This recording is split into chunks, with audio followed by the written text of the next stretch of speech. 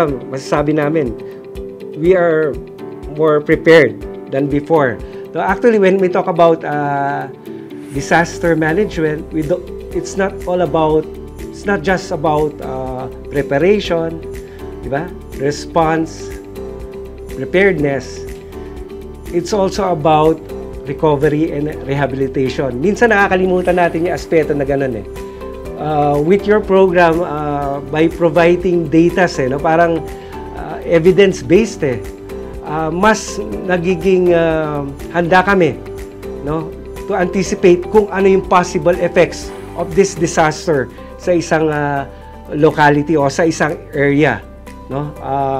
And of course, by doing this, if we are prepared before the calamity hits, no, the communities that may be involved would be better, more resilient, no? Kasi before, ang alam lang natin, we bring them back to what they are before, normal, di ba? But now, we can at least say that the community would become better and more resilient with this program. Kaya talaga nagpapasalamat kami sa World Bank and OCD for this program.